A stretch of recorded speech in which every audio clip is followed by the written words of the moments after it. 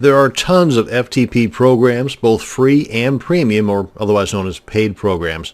In the category of free FTP client programs, there's one that stands out and above the crowd. It's called FileZilla. This video is going to cover the downloading and basic installation of FileZilla. Now, technically, FileZilla is a donationware type of software, meaning you can use it for free all you want, but the creators would very much like for you to donate some money to them if you like using the program.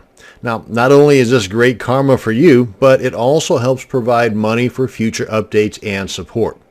So without further ado, let's head on over to the FileZilla website to get our software. And we're looking for FileZilla-project.org. And you're going to end up at a page like this, and you've got a couple of options here, well, a couple of major options. That's the client or the server. Now, when talking about file transfer protocol, or FTP, there are two ends of the transfer process. The server end, where the files are on the internet, and the client end, where the files are on our computer. So most all of us will only need the client portion of the FileZilla software. So we first off want to just check out the client. So we want to click on that. And by the way, you may want to bookmark this page here. That way you can refer back to this to cover anything that I may not cover or skim over in this video. Well, let's go ahead and head over to the client. As you saw there, it covers all platforms. Now we want to decide on which platform we have, and of course that's something that you'll have to answer for yourself. My operating system is Windows, and if something says recommended, that's the one you probably want to go with, more times than not anyway. Now if you're using a Macintosh operating system, then you've got these options to choose from here. But or Linux, don't want to leave you guys out of the picture, but I'm going to go with this guy here because that's the one that's recommended.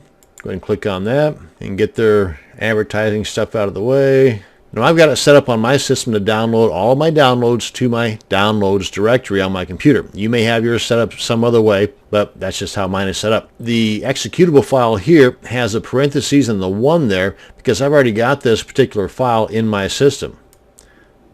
Right here, along with a lot of other old ones. Yeah, I've been using this for a while. So let's go ahead and skip this because I've already got it downloaded right here, but you get the idea on downloading it anyway.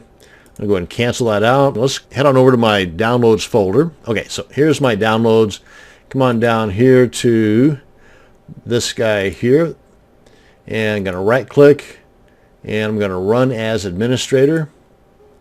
This guy pops up, and you may get a different type of message depending upon, your operating system. I'm using Windows 7. Click on yes, and then I get this guy to pop up. Click on agree. Of course, you want to read all this fancy stuff first, but click on agree. And anyone who uses this computer, that's totally up to you, however you want to do this. Click on next. And I just go with the default settings. That's always fine for me. Now let's go ahead and throw a desktop icon on there. As you can see, as we hover over these, it gives you a little description over here. So if you're not sure about it, just untick it. But this all looks good to me. And click on next. And unless you know what you're doing, I would leave it as is as far as the default location of the destination folder. Click on next and click on next, and it's installing away. And let's go ahead and start that guy. And here we are.